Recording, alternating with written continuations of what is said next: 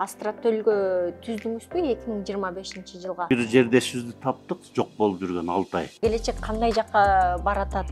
Анан ушу бирөө өлтүрүп кетти деп чочулуп атам. Характери курч эле. Өлүмүн да түшүп калабы, Көбүнүн акчасын сактап алгандар бол, эң кем 304. Кандай сиз прогноз бергендей болдубу? Вот ошондой адамдар болот, ошондой гороскопко ээ болгон адамдар болот. Кээдечи. Үйлөнгөндөр кандай болот? Ежедневно ар бир күнүңө түзүп берем, бирок 1 жыл ичинде эле. Эгер ошону өзгөртүү мүмкүнбү деп сурайын дегем да. Ушул айларда чыңалуу болот да, ошол адамдарда. Чыңалуу учурунда эмне кылбай эле болду агай? Пик точник разу. Уже Америкада болуп каласыңар. Саясатта эмне жаңылык болот экен агай?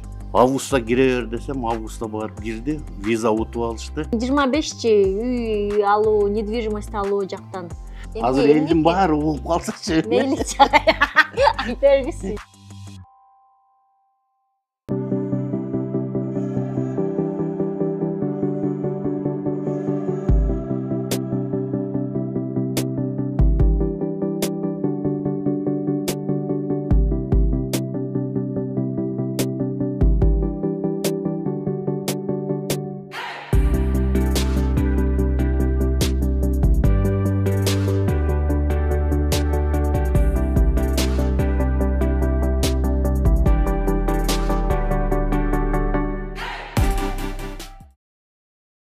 Саламатсыздарбы, урматтуу YouTube каналым көрүүчүлөрү. Жыл соңуна чыгып келе жатат. Аман эсен 2024-тү өткөрүп алышыбыз менен куттуктайм. Быйыл өртса 25-жыл баш багып келе жатат. Биз болсо адаттагыдай эле салтка айланып баратат окшойт. Канчанчы 4-жылы быйыл мына ушундай салттуу темабызды улантабыз. Физик, математик, астролог Жанар Кадыралиевди дагы чакырдым. Саламатсызбы? Саламатсыздарбы? 2025-ке саресеп салалы деп 24-жылга айткан прогноздорубуз канчалык деңгээлде төп келди агай? Бардык эле, айтылган нерселердин баары төп келди. Анын баарын баягы элге айта бербейт экенбиз да, могу жагын да айтыгиндей деп отчет бергендей болбойсуң, бирок баягы сизге мен отчет берип, ар бир жылдын этегинде көнүп калбадыкпы? Быйылкы жыл эмне кандай дегенде. Эми алыс кетпей эле эл тааныган эле силер журналистикалык тармакта Муратбек Жолукеевди билесиңер да, ЧУТРКда генеральный директордун зам генеральный директор, 2 должностто турбай и башкы редактор экен. Ошону Америкага жөнөтүп атабыз. Анан виза болобу, болбойбу байке дегенде жакшы чыккан өзүңөрдүн эле журналисттик чөйрөдөгү адамдардан айталы. Анан передачада уюштуруп чыгарып койдум, мен YouTube'га кээ бирине чыгарбадым. Чыгынбас адаммын да. Анан ошо бул киши айтып калды. Качан бир аябай мечта болуп жүрөт эле. Мен карап чыгып туруп айттым. Эң пик февраль-мартта. Десе, онда февраль-мартта алайлы, байке, ошондо жүгүрүп барайлы алалы. Мен айттым, Муратбек, уктап каласыңар февраль-мартта. Февраль-мартта силер пик точник разу. Уже Америкада болуп каласыңар. Силер надо опережать по времени. Эртерээк аракет кылгыла. Эң жакшы силерге август-сентябрь чыңалуу болуп атса көпчүлүк адамдар. Силерде август-сентябрда кайра жакшы. Августта кире бер десем, августта барып кирди, виза утуп алышты. Анан мына айткандай эле билет алышты, уже 31 күн учуп атышат. 31-январда. Немеде уже Нью-Йоркто болушат экен 1-февраль түнү, 2-февраль караган түнү. Бул жерден Стамбулга, Стамбулдан Нью-Йорк учушат экен. Вот так, ал жакка жөнөттүк, бирок жакшы чыккандар. Ал жактан бир жердешибизди таптык, жок болуп жүргөн 6 ай. Айта берейинби аны? Кантип таап алдык. Бирөөнү жөнөтүп атабыз, Муратбек Жолукеевди. ЧУТРКнын генеральный директорун. Бирөөнү таап тосуп алды. Эми апасы тосуп алды, мен тосуп алгам жок, бирок таптык да. Эмне үчүн? Апасы ыйлап чалды, январь-февраль айлары. Суук күн, суук учурлары балам жок. 1,5-2 ай болду. Анан ушу бирөө өлтүрүп кетти деп чочулуп атам. Характери курч эле.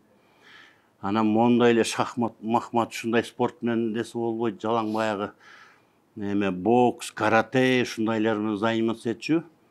Барганына көп эле болуп калды иштеп атканына. Бирок 1,5-2 айдан бери жок деп калды. Анан карадым, карап чыкканда ал жерден бак коркунучтуу болуп сразу 4-8 сектор, это сектор смерти, а 12 тайный загадочный, да, что-то жок болсо ошол жак болуш керек.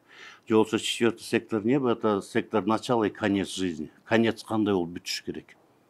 эч нерсе жок. Аны айттым, эжеке, ал жок эмес, ал кыжалат болбосо, ал табылат болсо керек десем, ишенбейт да, кантип эле. Өлүмүн да түшүп калабы, Эгер без вести пропавшийлер действительно өмүр үчүн коркунуч болсо, табылбай турган болсо, 4-8 сектор смерти деп атпайбызбы, ал уже формула смерти да. 12 сөзсүз загадочный жок болуп атат, ошол активдеш. Ал жер таптаза турат. А мен айттым, ой, койсоңор, ыйлай бербей, жөн коюп турсаңар, балаңар эсен соо эле, нормально эле. Может быть, илим адашат, может быть, мен адашып атам, бирок келип калса бекер эле ушинтип ыйлап аткан дейсиз десем, айткандай август айында чалды. Жанар, менден өткөн бактылуу адам жок. Эмне болуп кетти? Балам келди. Кыргызстага бир күн звонок иштеди дейт. Чырыр дейт. Же звонок басып, же тыкылдатыш керек дейт. Экөөнү тең кылды дейт. Звонок дагы басылды, тыкылдады дагы эшик.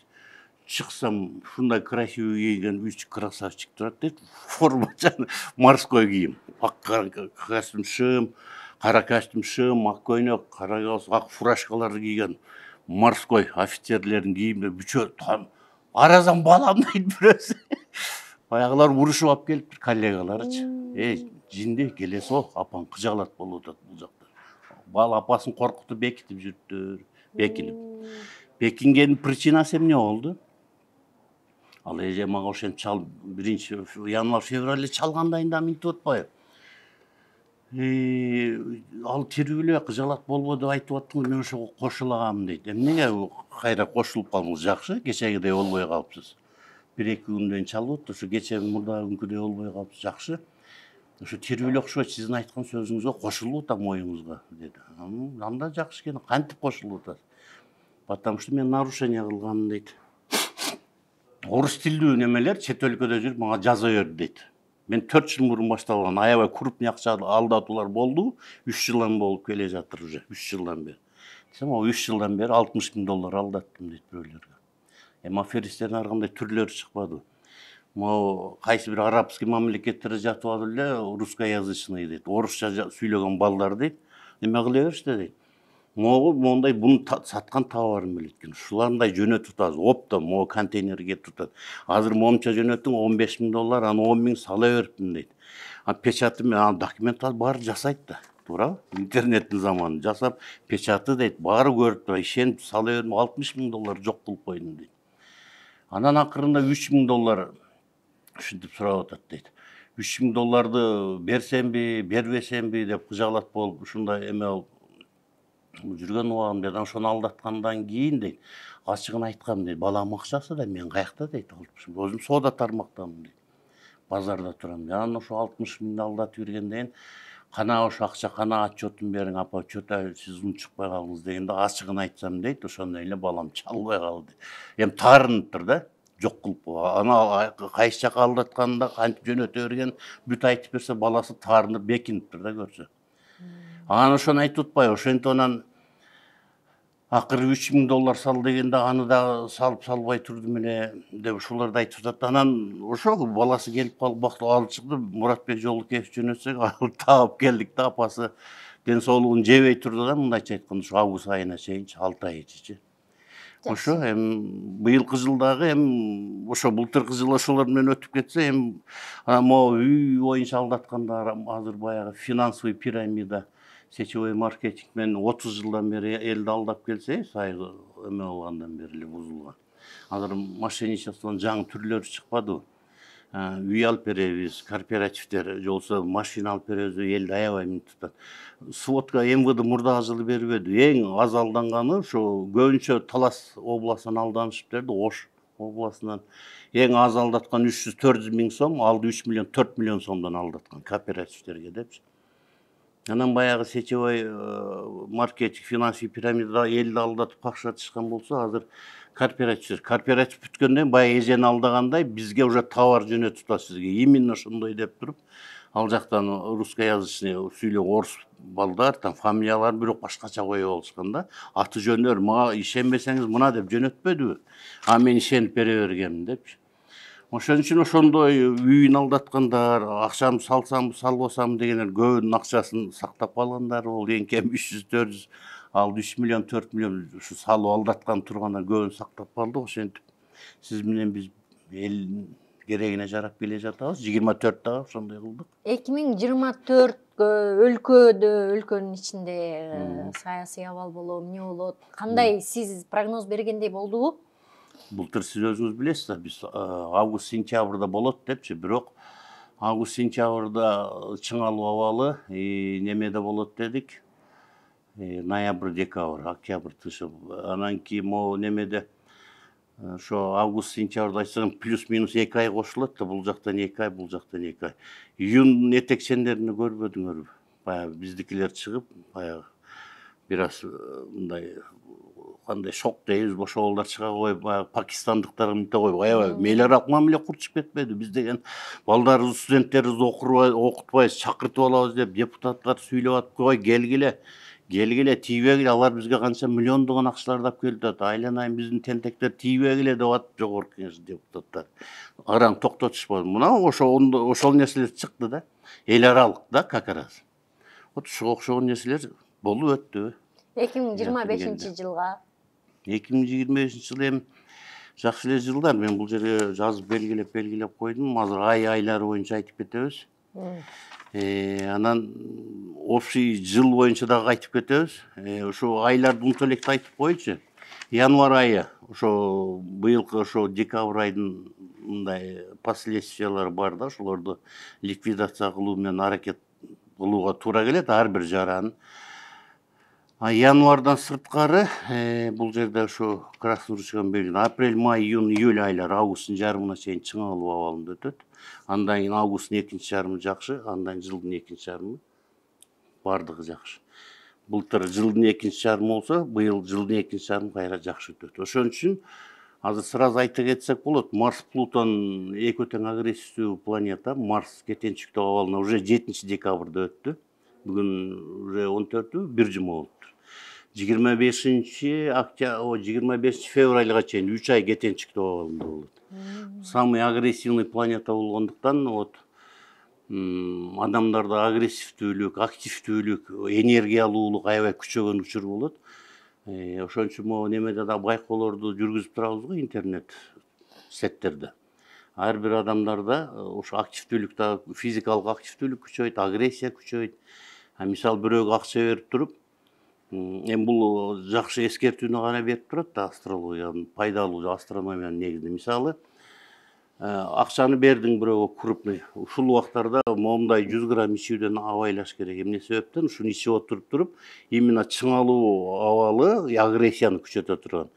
Башка убакта жөн жүрөт дагы 2 жыл мурун берип коюп ала албай жүргөн, ушу күнү эстейт да. Ошондо мен бердим беле, анан рахмат деген ордуна өткөндө 3 ай мурун сурасам деп бирөө ойлонушу мүмкүн да. Кайра мени сөктү деп ичкенден баягы контроль жоголот да. Коркуу, чоркуу сезим жоголот. Азыр мен разборкага баргандан алда бир нерсе десем эмне болот? Агрессия күчөйт, бирин-бири уруп, барган адамды уруп койсо, больницага жатып алса, юридический проблема козголуп 2 жыл жүрүшү мүмкүн да. Ошон үчүн элдерибизге айтышып кетишибиз керек. Ушу февраль этегине чейин эле, декабрь, январь, февраль агрессиядан эчат болуу керек. Мен баягы планча мени ушинтип капа кылды деп ошо выяснение отношений, ошону барып мен тактап келем, барбаш керек да. Ушул убакта Кудай деп ойлоп тынчып отуруш керек. Январь, февраль, Декабрь, январь, февраль, ушу 3 ай ичи. Марттан тынч уже. Кайра директное движение деп коет, или стремительное движение. Вперед, алдыга көздөп жөнөйт да, ошондон баштап коркунуч жок. Эми байкап көрөсүздөр да сиздер дагы. Вот баягы преступлениялар мурда жеңил түрдө болуп келсе, ушул 3 айда баягы өрттөп кетиптир, бычак менен сайып кетиптир, атып кетиптир, өрттөп кетип, жалаң ушундай агрессивный преступлениялар көп болот да. Ушу 3 ай ичи. Февралдын 25-лерине чейин. Декабрь, январь, февраль. Эми элибизге айтып койсок, кимдир бирөөлөргө таарынча обидасы болуп жүргөн ушул убакта отношенияны выясненияга барбай тыгынча эле жүрүш керек да. Же болсо достору чакырып, жүр эми могу мени капа кылды эле, барып кичине минтип кое келеличи, тартипке чакырып барбаш керек. Тихо жүрсө өздөрүнө жакшы да. Вот так. Анан ушул айларды айтып өттүк, эстеп калышат болуш керек. Анан быйылкы жылы дагы жакшы жылдардын бири, мисалы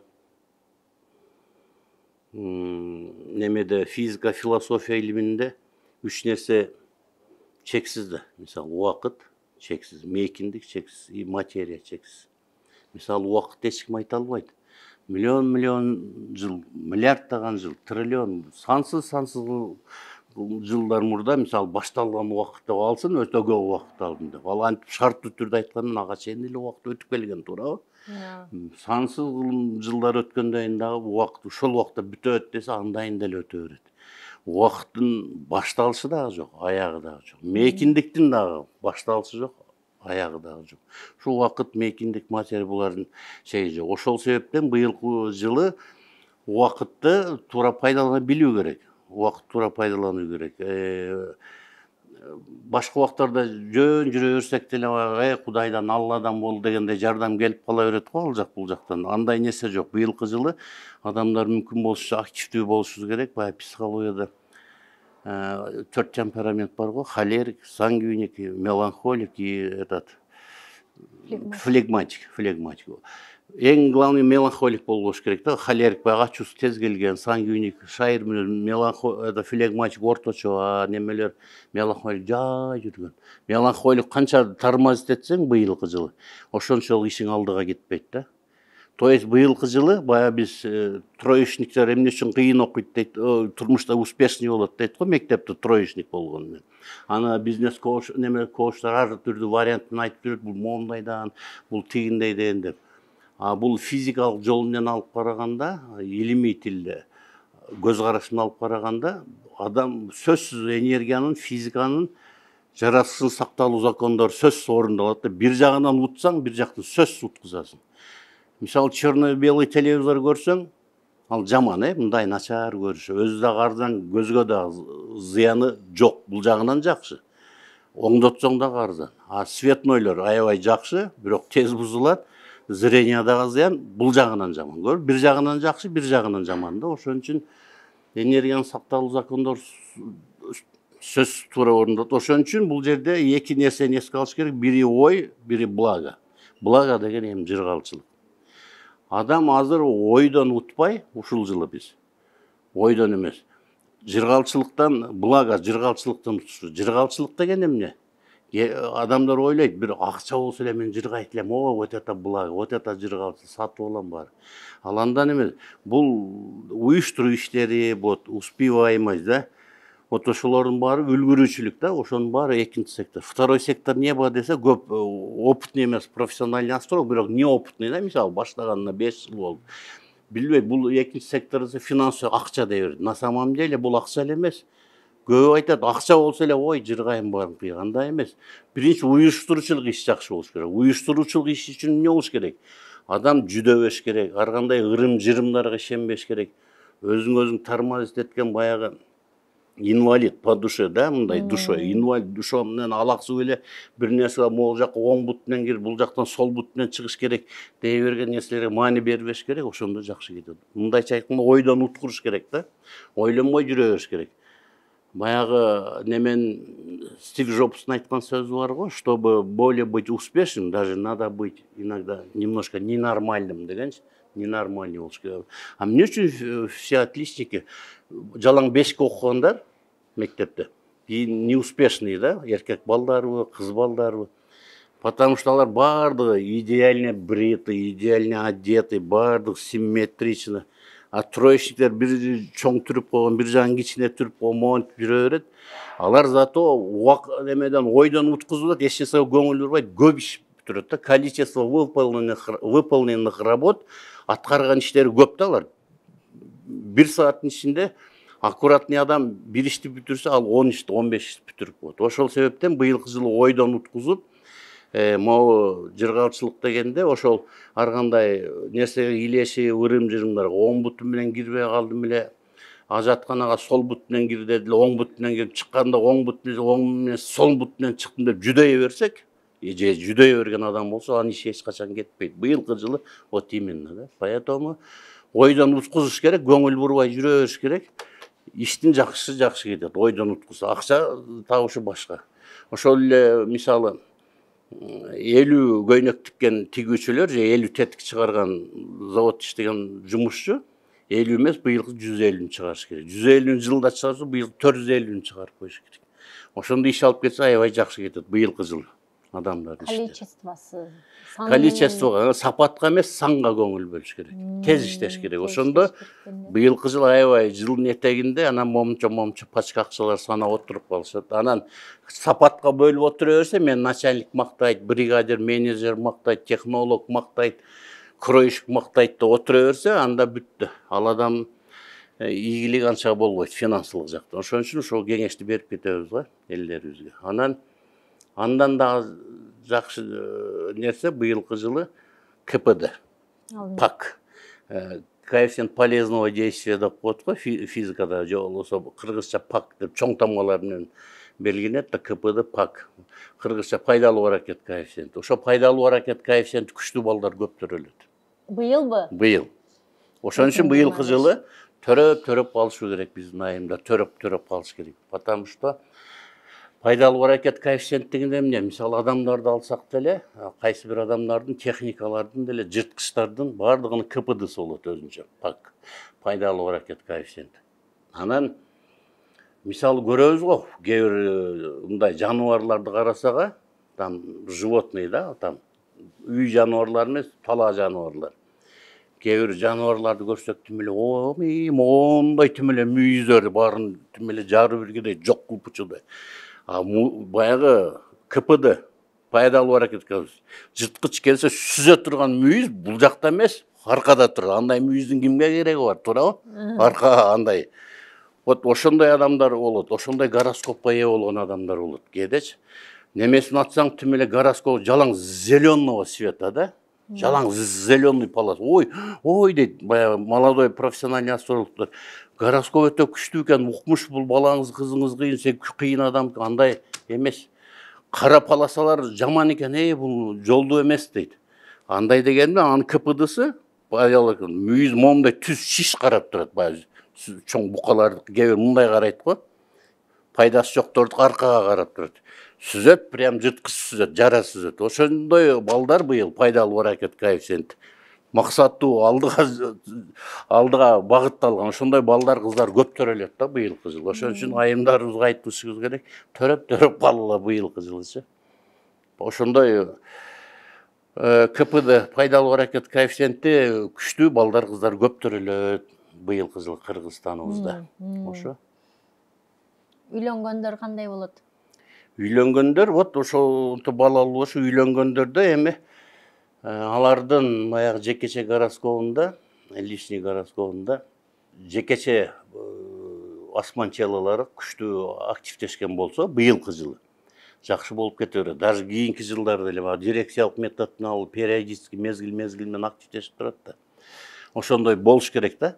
Баягы пайдалуу аракет коэффициенти начар укмуш зеленый гороскоп болмо, ал активдешпесе эмне кереги бар? Мүйүз аркага карап тургандай болуп турсачы. Кара полоса болуп турса дагы, ал активдешкенде асманда кетип аткан транзиттик, дирекциялык, прогрессиялык планеталар менен только жакшы жакка активдеше турган болсо, мүйүзү түз карап турса, ошолор эффективдүү болот өмүр бою. Үйлөнгөндөр деле ошолоруна караш керек. Ал үйлөнгөндөрдүн бардыгы эле быйылкы жылы момундай тигиндей деп рекомендация берип коюу кыйын, өздөрүнө жекече бериш керек. Ошон үчүн тез жүргөн планеталар, Меркурий, Венера мисалы, Марс, это күн тез жүрүүчү асман челасы да, Луна биздин табигый спутник жердин.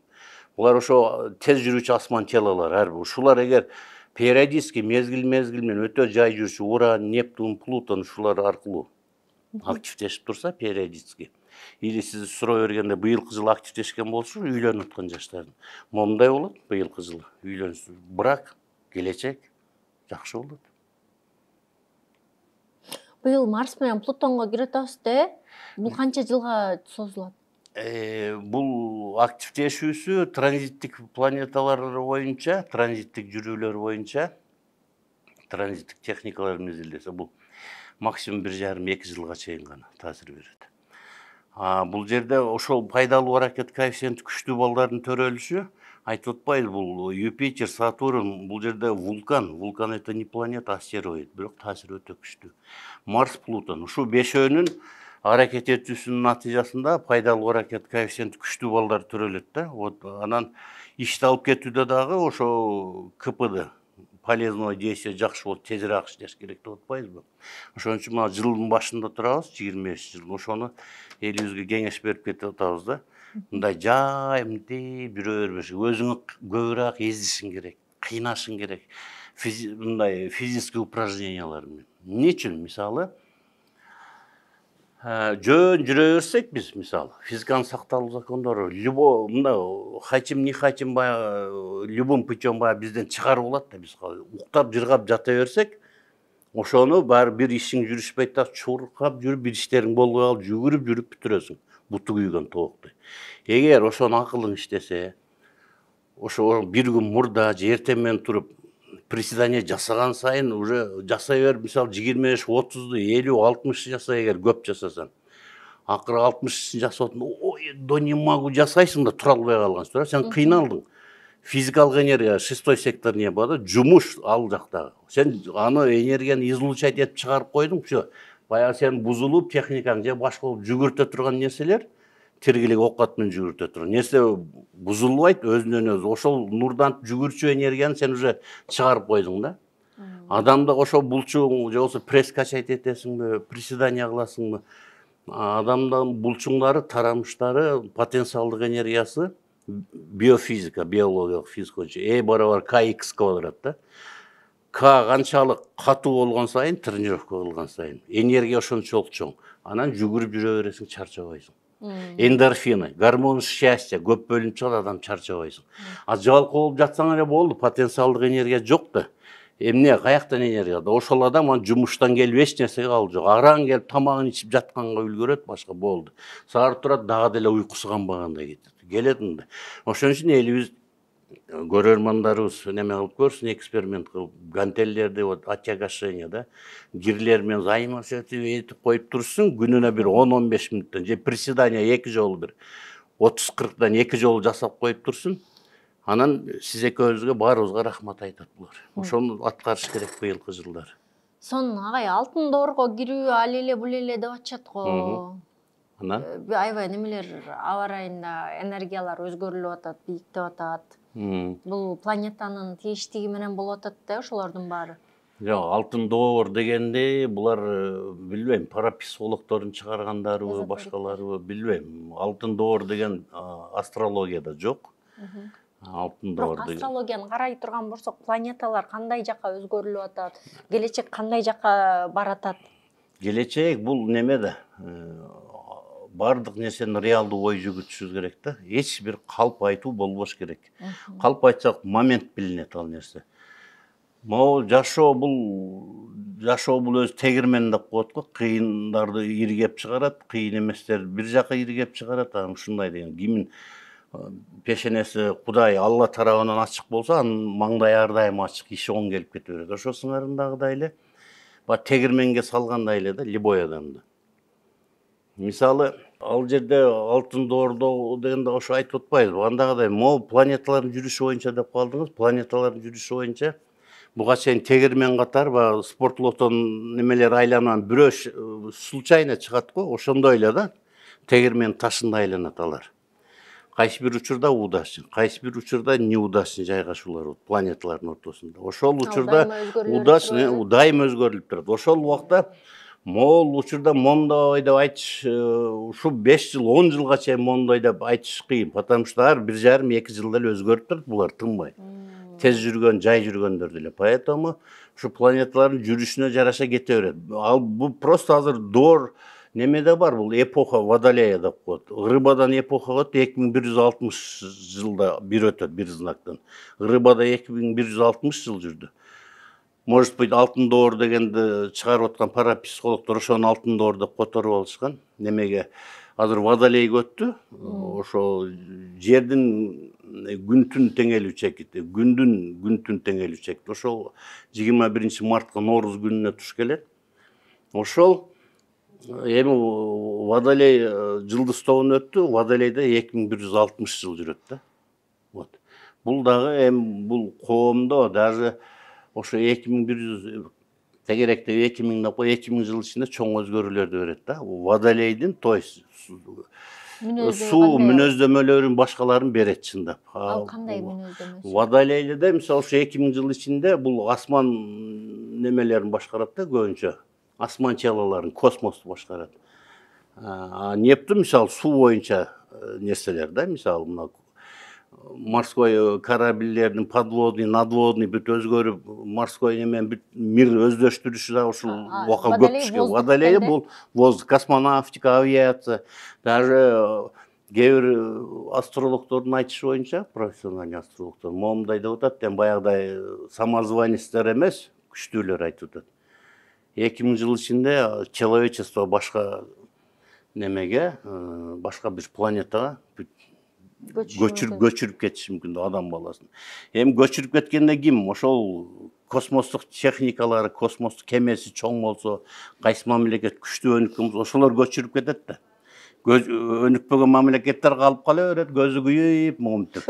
Азыр жер суу көрүп атасыздар, барган сайын жердин ресурстары азайып атат, суу мөңгүлөр азайып атат. Ошон үчүн азыр ученый адамдар ошо башка планеталардан уже жердиге мындай окшош планеталар табылды деп атат, аралыгын эсептеп чыгып атышат, көчүрүп кетсе болот, бирок пока техника жетише элек көчүрүп кеткенге. Ошонун үстүнөн иштеп атышат. Бирок ошо 2000 жыл ичинде көчүрүп кетет, человечествоны деп атышат да эми. Агай, гороскопту карай турган болсок, астротөлгө түздүңүзбү 2025 жылга? Ким экен? Жыл сайын түзөсүз го? Ооба, немеге ар бир зодиакальный знакабы. Ооба, аны түзөбүз. Мен быйылкы жылы чыгара элекмин. Жок, карап койгом, аны эми чыгарыш керек. Аны монтаждап, жазып, мындап чыгарыш керек. Андай үстүртөдөн айтканда кайсы гороскопторго жакшы экен? Астротөлгөлөргө? Ушул кайсыларга жакшы деп ушундай суроо берген. Анан кайсы жылдыздарга жакшы болот экен деп ойлонгон өзү туура эмес да. Эмнеге агай? Өлө күтөм да агай скорпион кандай болот экен деп. Жок, чыңалуу абалы пайда болгондо, мисалы 41-45 улугатым эмес, баары кыйналды, бири тамак аштан кыйналды, бири ден соолуктан кыйналды, бири дагы башка нерседен, жакындарын жоготуп согушта ошондук кыйналды кээ бирлер. Ар кандай жактан кыйынчылык келет да. Жакшы заман келсе дагы, мисалы жылдын экинчи жарымы деп атпайбызбы? Адамдарга жакшы нерсе болот. Сиз скорпионсузбу? Скорпионго турмуштун кайсы бир жагынан жакшы нерсе. Телестерге башка жагынан, близнецы, эгиздерге башка жагынан алып келет. Бөйөн жылдыздарга башка жагынан жакшы нерсени алып келсечи, турмуштун түрдүү жагынан. Моолорго эле мындай деген баягы сөз барго, солнце светит всем одинаково деген. Бардыгына, эгер что вверху деп коет. Космос что вверху, то и внизу. Асманда эмне болсо, жерде дагы ошо болот. Ал жакта жаман болсо, жерде бардык адамдар кыйналат. Космоста жакшы түзүш болсо, жерде бардык адамдарга жакшы.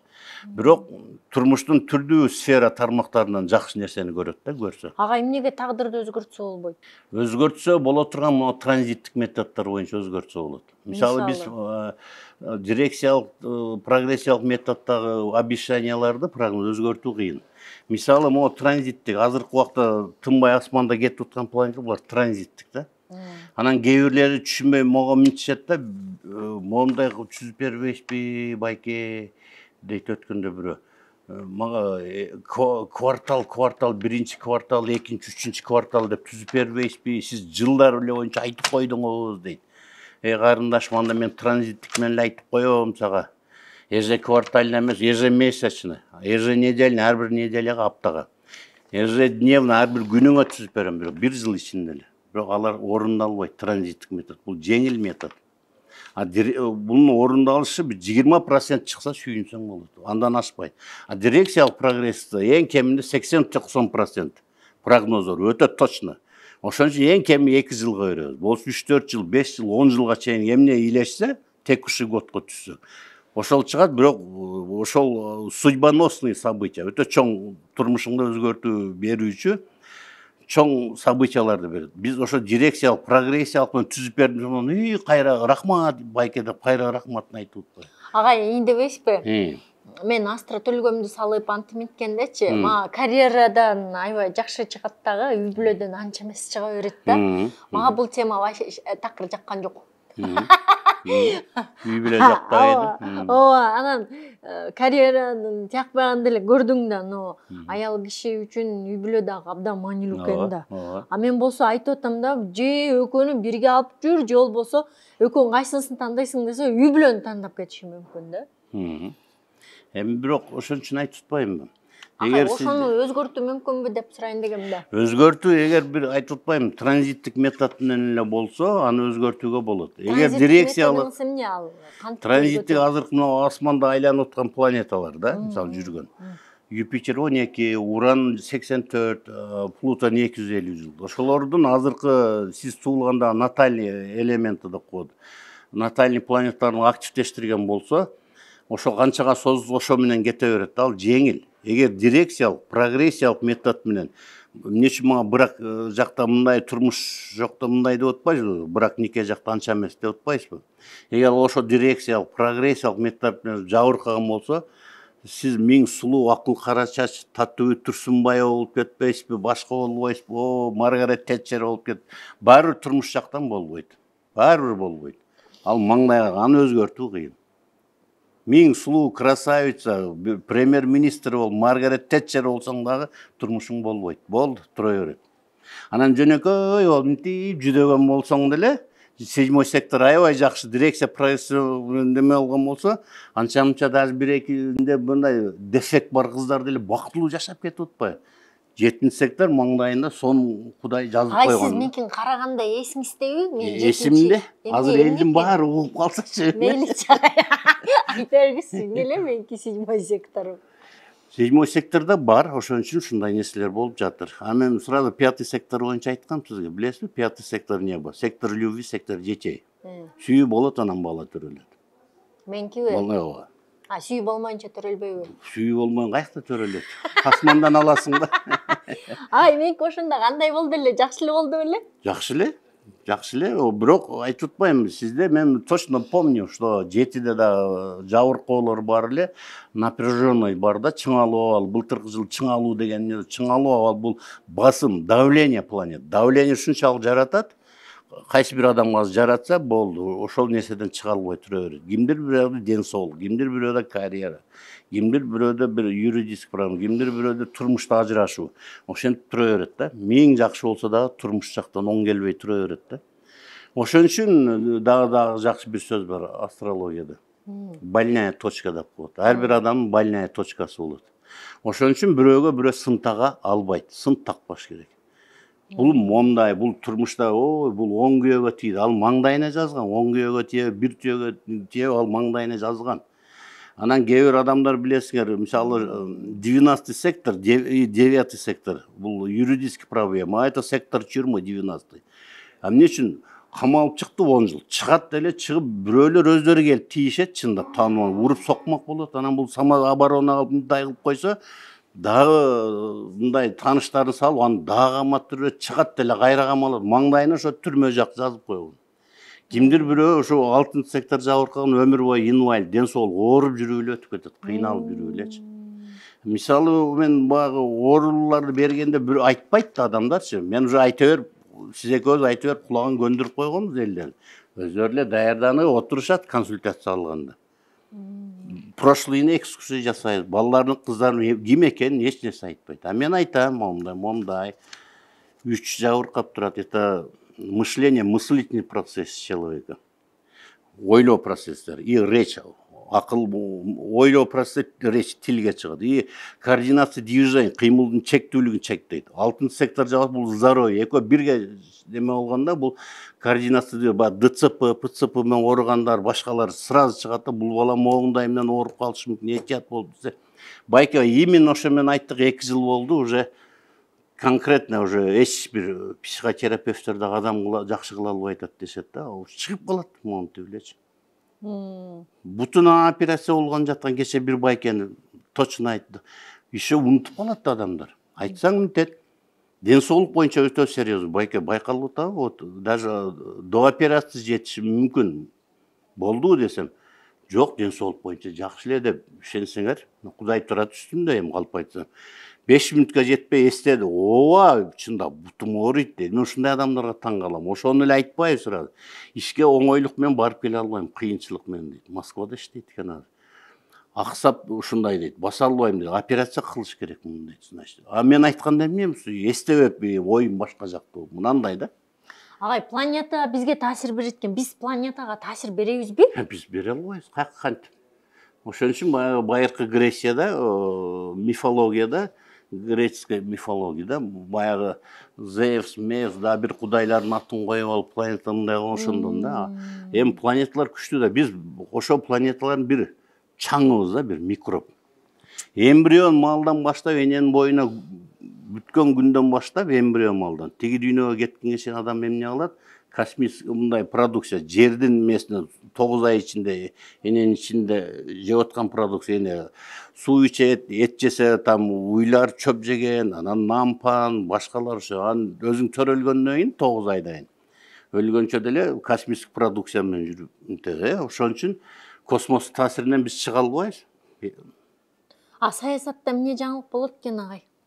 Саясатта жакшы эле, жылдын экинчи жарымында, биринчи жарымында бир аз чыңалуу абалдар байкалат, өтө эмес.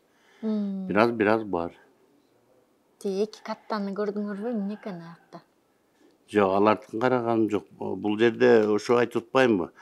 Бул сиз айткан адамдар эле эмес, любой эле кыргызчасы эмне любой эле бир адам, мисалы, политикадагы, же бир министриби, же болбосо жөнөкөй эле губернатору ушул айларда чыңалуу болот да, ошол адамдарда. Саясатта эмес, саясат эмес, мектепте иштеген жөнөкөй мугалимдер деле ушул айларда чыңалуу. Жөнөкөй тигүүчү, жөнөкөй жумушчу ушул айларда чыңалуу болот да. Апрель, май, июнь, июль, августтун жарымына чейин. Январь, февраль, августтун жарымынан кийин жакшы кетет, жылдын экинчи жарымында. Январь, февраль, март.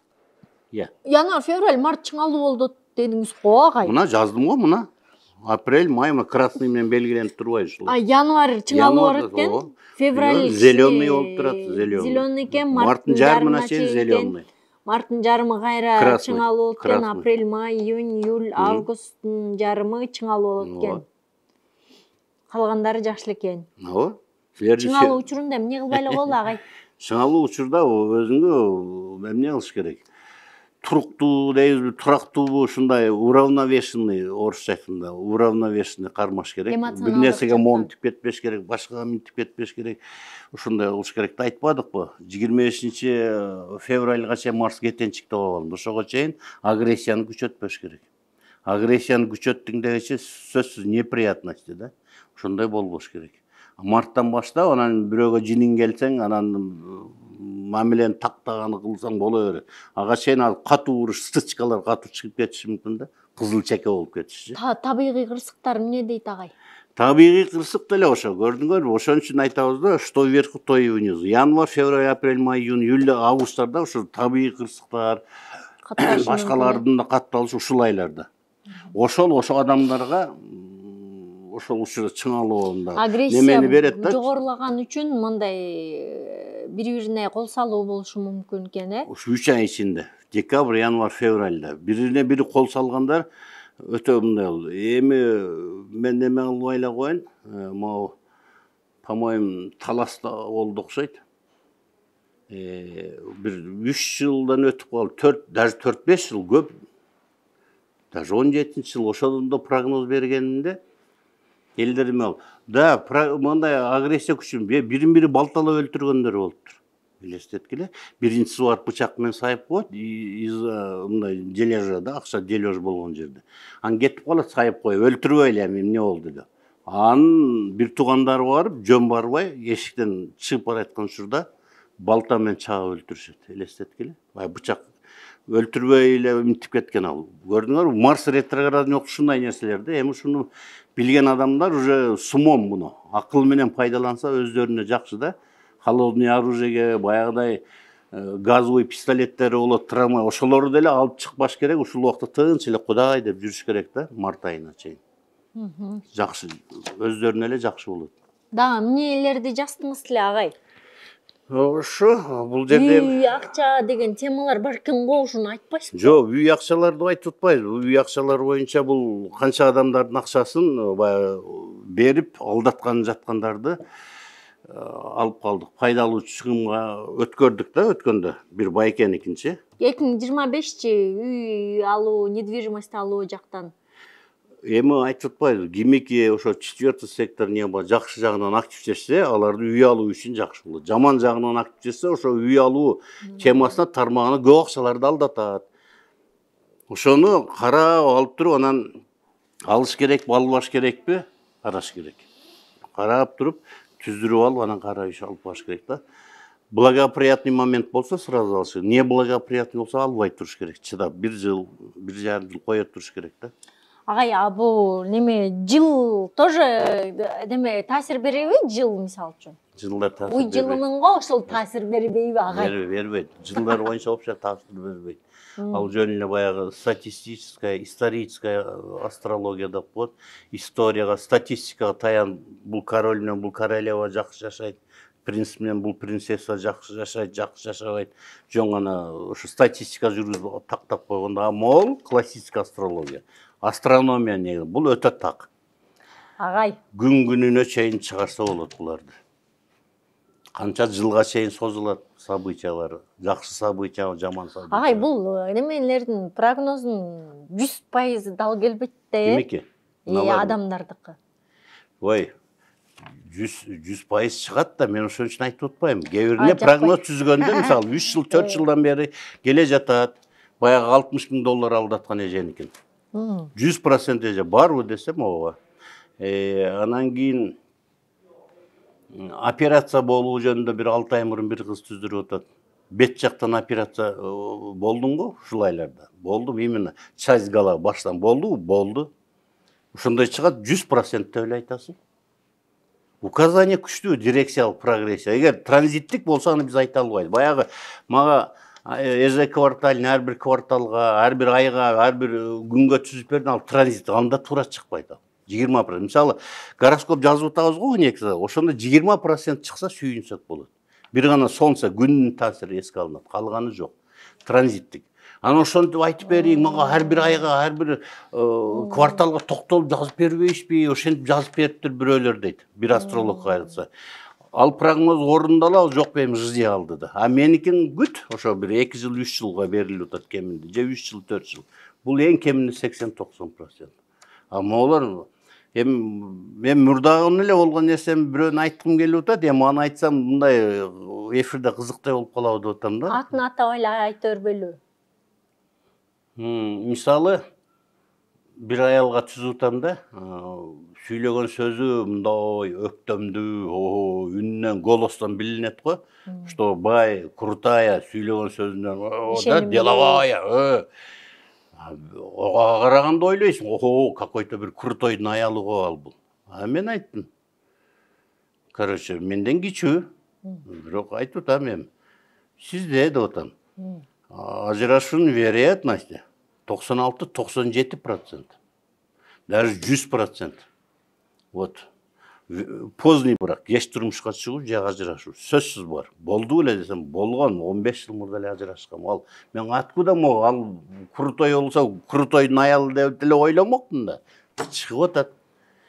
Анан кийин монау статистика боюнча алганда, баягы аборты выкидыш болгондо, когда 5-й сектор повреждается, да, это ограниченное количество детей или малое количество дается, да.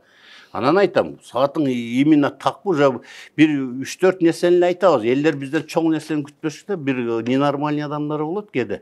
Мен туулгандан бир айдан эмне болгон, бир айдан кийин мен туулган врачтар, медиктер, медсестралар, понясор мен бутум жылып болгон экен дейт. Мен анын бир айлыгына чейин барбайм. Мен тек ушу 24-жылга түзөм, же 20. Ошого илешкен, чөмүчкө илешкен 3-4 жылдан бери кайсы бир аспект эки планетанын ортосу чыкты. Ошону айтам. 10 жыл мурун активдешкен болсо, кайсы бир эки болсо, аны айтам. 15 жыл мурун, 15 жыл мурун башталган. Акыркы 6-7 жылдан бери күчтүү. Мисалы, ата-эне оюнча өтүп кетип, бир туугандардан болдубу мындай? Сөзсүз болуш керек мындай.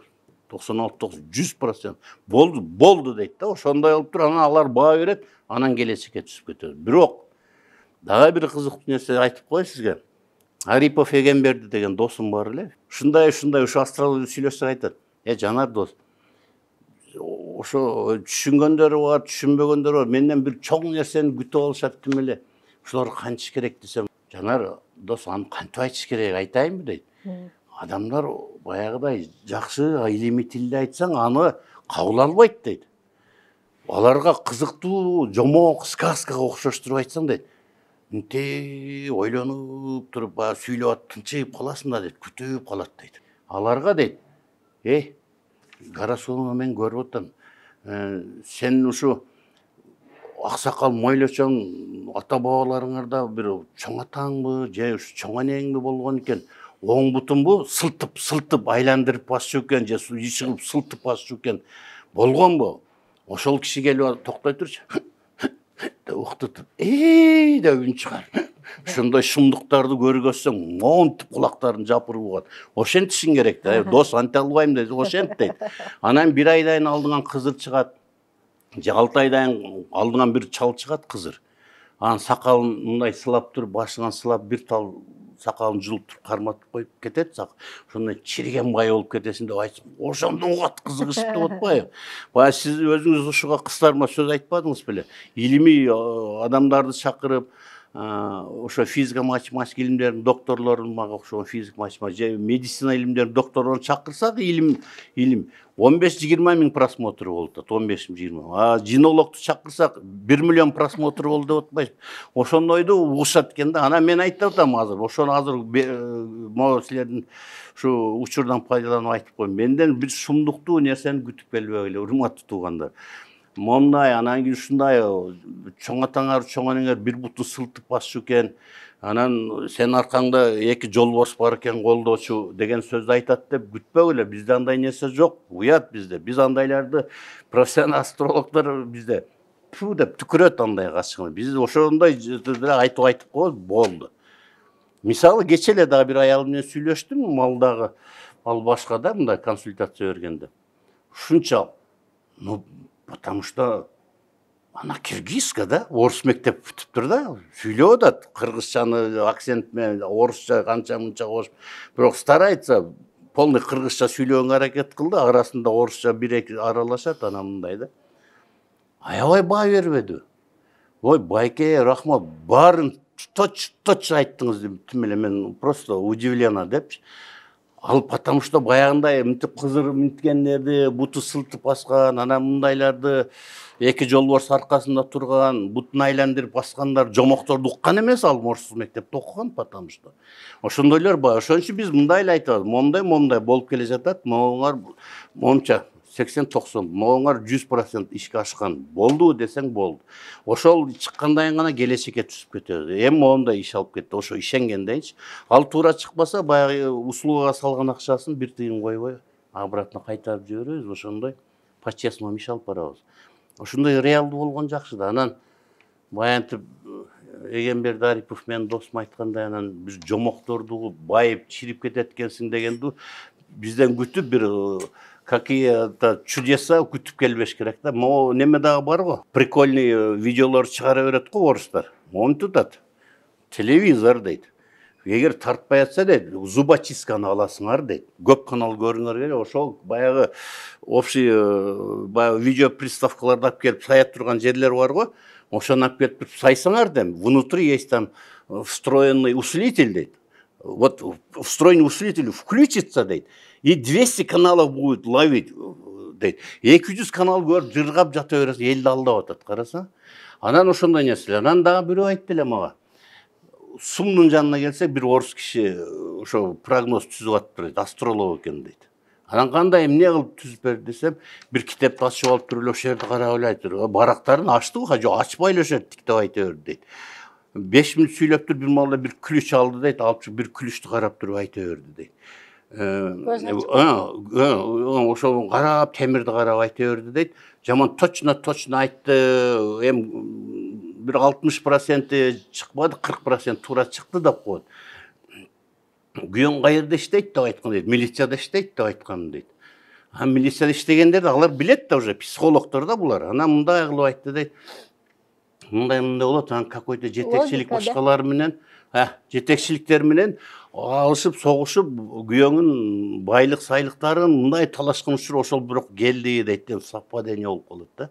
Анан ошондой астрологдор сиз ошентип кыскача кылып, сиз көз ачыктар кылып, жакшына кылып айтып бере албайсызбы? Кызыктуу мына астрономия термин кошпой дейт да. Анан биз кантип кошуп айтып беребиз? Сонун агай, рахмат. 2025 жылда мына ушундай кызыктар болот экен, достор.